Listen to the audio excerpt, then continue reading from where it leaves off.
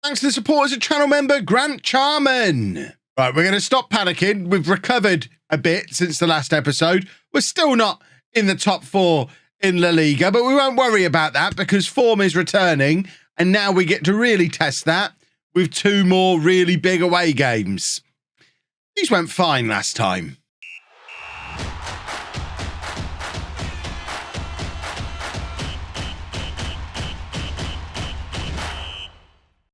Hello, welcome to Club 5, part 4 of Non-League to Legend. I'm Kevin. Coming up on today's episode, we have 2 games for you. One is in La Liga, away against Valencia, and then we're away against Atalanta in the Champions League. Since you were last with me, we've not lost a game. Since we got battered by Barcelona, we've not played a lot of games. I didn't want to go too far ahead because we are struggling, and I didn't want to just come back and saying, it's fixed now. I wanted to show you the work in progress. So we talked about this in the last episode. We had a couple of easier La Liga games at home that we did win comfortably, and then put a lot of goals past Anderlecht in the Champions League. And at that point, I thought the recovery was complete. But I am starting to worry that we just can't play away from home. If you look through our season so far, I'm obviously ignoring friendlies, but home games, are we able to shuffle this to just shuffle it? Filter it to just show, there you go. This is exactly what we want to do. So this is our home form this season. As you can see, in the league, we've not conceded a goal at home. 3-0, 2-0, 2-0, 3-0, 5-0. So that includes a Champions League game, and that looks really impressive. The problem we've got, The problem we've got is away from home this season. Yikes, we've not won a game. 1-1 against Leganes, lost 4-2 to Atletico, the draw against Slavia Prague, 5-2 defeat at Barcelona, and then the 1-1 draw away against Granada. I don't know what it is. I don't know why it is. I have never known the home advantage be that pronounced, where we are unbeatable and don't even concede goals at home, but cannot win away. But that's got to change today, because this is what La Liga looks like. We are 5th in the Liga. A win today against a Valencia team that are struggling. They're down in 16th place. But a win today will keep us in touch with that top 4, who are in very real danger of breaking away. I don't know how good Real Vallecano, 12th they're supposed to finish. So I'd like to think they're not much longer for this top 4, and we will take their place. And as long as we get into the top 4, it's fine. Hopefully they're just having a really excellent run of form.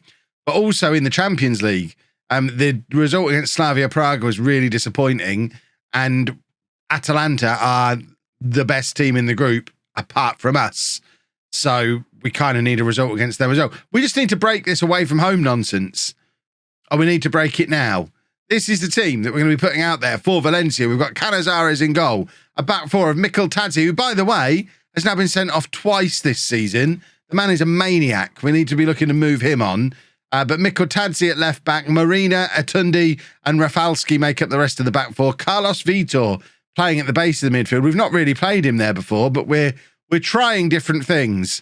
And today we're trying playing 4 midfielders in midfield. Novelty as that may seem.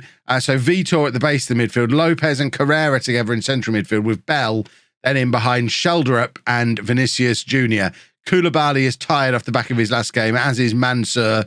And we've got an injury to Mikhailov and John Rower, both at the back, which is one of the other reasons why we're not able to play a defender in midfield today, because we're running out of the only one left is Umar Solé, and I wrote him off at the start of the season and continue to have him written off. And we have given a couple of La Liga games to the young 15-year-old Borja Morales, who I think he's going to be a central midfielder for us.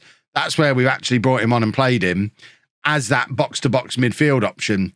So that might be what he ends up doing long term. There's a few of these more attacking attributes that he needs to work on through his development. But at 5'10", I don't think I can trust him to be a centre-back long term. And as a wing-back in our system, I mean, maybe he could be a wing-back or maybe central midfield. We're playing him when we can, but we're not going to play him away from home when we haven't won a game away from home yet. So this is the team. Let's go to Valencia and hopefully break this ridiculous run of not being able to win away from home. I don't really know. I know away days aren't really a thing in Spain. I think we talked about this during the Barcelona series a little bit that we did 6 months or so back. There's not the same away day culture in Spanish football, so I guess it is playing in front of completely hostile crowds. But it's not as if it's new. They should be used to it. It's not like the fans have disappeared this season. I don't understand it. Vinicius is through here and hopefully about to grab a goal. It's a lovely finish and a 9th goal of the season for Vinicius Jr. If nothing else, we've learned that man can play centre forward. And I mean, he's got at least this season in him, and we'll have to see if he can maybe keep this going even longer. He's got incredible physical attributes. So even though he turns 36 this year, he's still quick. He's still got great natural fitness. If we can keep him going, he's certainly capable of bagging a lot of goals for us. Rafalski now with the free kick to Carrera, who's looking to find Lopez but can't find him, and it ends up through to the Valencia goalkeeper. So 1-0 to us, 15 minutes gone. If we can pick up a first away win of the season here, that would be lovely going into that game against Atalanta. It just gives us the belief that we are capable of doing it. And Valencia, of course, in rotten form in their own right. And Rafalski showing us why he should be playing centre forward, just charging past a couple of players. Bell now to Lopez, looking to play Rafalski in, who still doesn't get far enough forward on that right-hand side. I mean, I've got him on the exact same instruction that Paviot and Romero and everyone and Aaron on the left. These fullbacks are playing the same roles we were playing with those great fullbacks we had at Norwich. I just don't think they've got the engines to get up and down these flanks all match long the way my players at Norwich did. We had very specific kind of fullback that a lot of you, like when we brought him in, you hated him because technical ability-wise, they don't really have any. That's not what we were basing our wing-backs on. We want them to be physical monsters. And I don't think Rafalski necessarily is that. So maybe, I mean, he's on £500,000 a week. If anyone will pay his wages, obviously we'll sell him. But if we are able to bring in more of a Kev-style fullback, maybe he will end up being the guy who replaces Vinicius Jr. He's 28. He could play 2 or 3 years as a striker for us. That would be mad, but he could. I guess the ideal for him would be for us to play with wingers, but no plans to do that currently because we all know how useful a narrow system can be in FM22. Lopez now playing it into Vinicius Jr., who is in again. He is very good in these one-on-one situations. He wasn't able to tuck it past the goalkeeper on that occasion, but he has won us a corner just before half-time.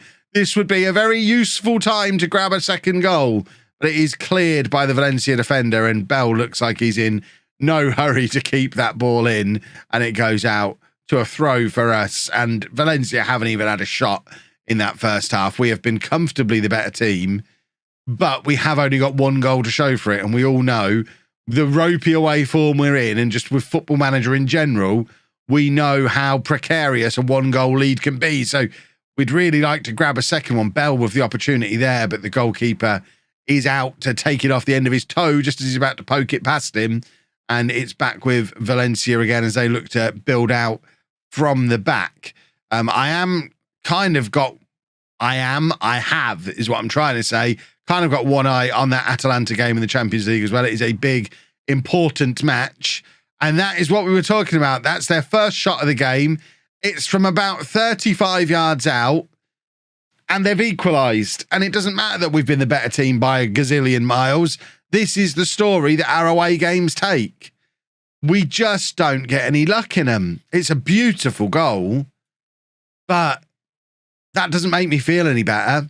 They've got an XG of 0.03, and they've scored against us. Can we just have a near post header from a corner just to balance things out a little bit? A Tundi from the edge of the area. And now it's with Carlos Vitor. We're picking up a few yellow cards today. Lopez to Sheldrup, who, for someone who's on close to £500,000 a week himself, has been very, very quiet today. Mikkel Tadzi back to, trying to find Lopez, doesn't find him. I'm frustrated with these fullbacks. More than anything else in this squad, the 2 fullbacks really frustrate me. They need replacing. Sheldrup to Atundi, and now Lopez. Sheldrup again plays it into Bell. That's lovely football and a goal for Bell, and it was a very nicely worked goal as well. Some nice little one touch one-touch football, knocking it around right through the middle of the team as well. We've just carved them open straight down the centre through some very skillful play and excellent movement. Lovely little through balls. What a finish as well. 2-1. And they're playing a Christmas tree pyramid type of thing. And I'm a little bit surprised that we were able to carve them open in the middle as easy as we did when they're also playing pretty narrow. Right, we've got the same problem we always had in that Mikotadze, we don't have another left-back in the squad who can come on for him. Not even in the young squads either. We've not been able to bring him up from the youths or anything to play left-back. So he's just going to... I guess, in fact, what we could do this. It's not ideal. Marina's not a great left-back. But I guess he's got those physical attributes we were talking before. He might end up becoming the left-back I want. He's just, when he's played there, he's had a couple of really terrible games. Not had a lot of luck in that position so far. Right, we're going to bring on Koulibaly as well for these last 20 minutes or so. Just to get a little bit of a run out for him and hopefully an away win. I want all of our key players to be involved in winning away from home. Well, I have just changed both my centre-backs with 20 minutes to go, and that's never the mark of a team that's doing particularly well. Rafalski on the right-hand side, crossing to the far post. There's nobody there. Marina, again, not pushing on as far forward as I would like him to do, although he's done his very best Aaron impression there, and it has ultimately led to a goal. I don't think Marina can take much credit for it, but he got himself into a position where it caused problems. And that's the key thing that you're looking for from these fullbacks. When teams are playing so narrowly against us, to get anyone with any kind of width, it works. And then it's a terrible pass back towards their goalkeeper from their right back. In fact, he was their attacking midfielder who'd tracked Marina back all the way. That's really interesting to see the player who's tracking him back. That's what I mean about the wing backs breaking these systems. You would think that would be the right back covering him, but it was this guy who'd come all the way back to then give the ball away. So they're man marking our wing backs with their attacking midfielders by the looks of it, which seems like a terrible idea, but let them do it. Go for it. Have fun. Fill your boots. This system breaks the match engine a little bit, clearly. I've not seen it to that extreme before. Sole does quite well there, actually. Canizares giving it back to Sole. Maybe I was too quick to write him off. Margiachi, is that how we say this guy's name? Bringing it out of defence. Gives it to Rafalski. Right, who is that who's tracking Rafalski this time? They're number 3. That's surely their left back. So perhaps it was just a coincidence or just a situation that led to that guy being the one doing the defending before. I think he is their number 3. So yeah, it was the right guy tracking that time. It was just a victim of circumstance. Right. Oh my word. Canizares, I think, has made a good save there. I've talked a little bit about not being that convinced by Canizares, but he's done well there from point blank range. We've just hit 90 minutes. We've got a 2-goal advantage. And surely, for the first time this season, Canizares keeps hold of it again there. Surely, for the first time this season, we have picked up an away win. There we go. We are rolling now, boys and girls. We can win away from home. Now let's see if we can do it in the Champions League as well against Atalanta. If we win this next game as well, that little early wobble is done and we are fixed, even though there's still a lot of problems with the squad. Right, we're shuffling things around a little bit again for the Atalanta game. Again, just trying to keep players fit. Atundi is the one who has to sit out this one because of his tired little legs. Shouldn't have brought Koulibaly on in the last match.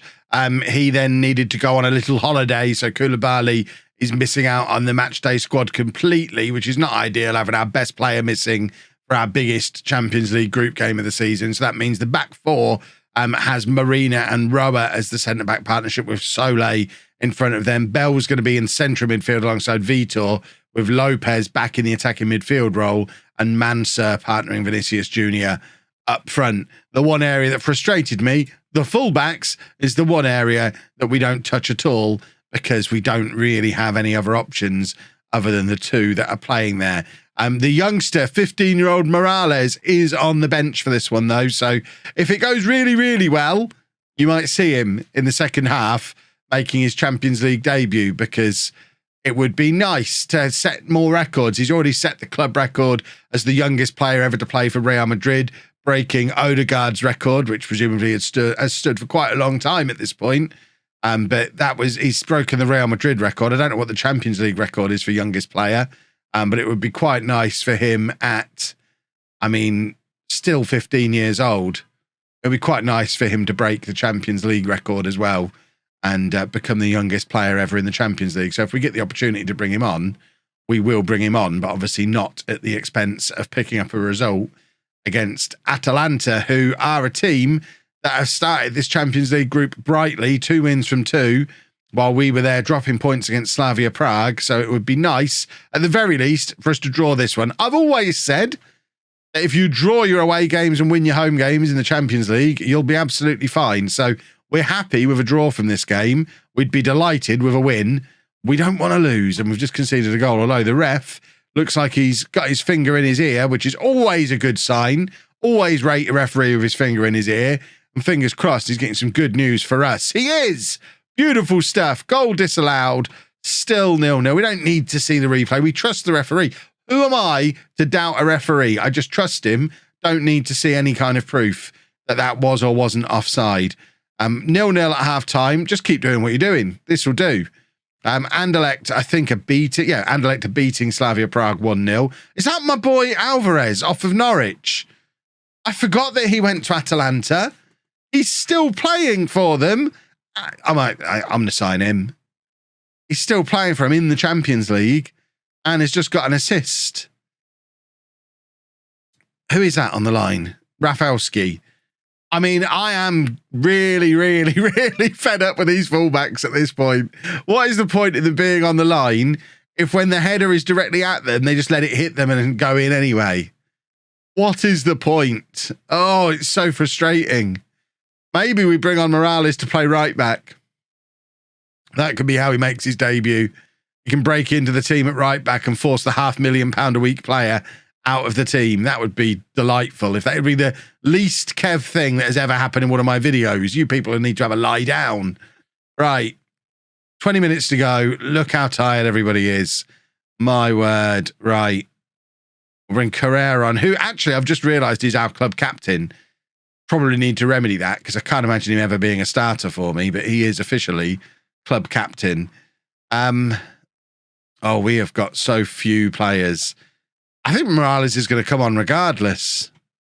We're going to bring on Sheldrup. I think we're going to go to a front three in this kind of shape. And then I think we take off Sole. Do we take off Sole? I wanted to get a midfielder in there as well, but we don't really have one. Unless we push Rafalski forward onto the right-hand side. And maybe, in fact, that's what we're going to do. And we're going to put him up alongside. It's still 4 wingers up front. But then we can go a little bit more defensive in there. And we're going to bring Morales on to play right back. Just be a wing back and have a fun time. So he can be a box-to-box midfielder. He can be a ball-winning midfielder. And then we want him as an inside forward. Might even stick him up front. See what he's like as a striker. Complete forward. Why not?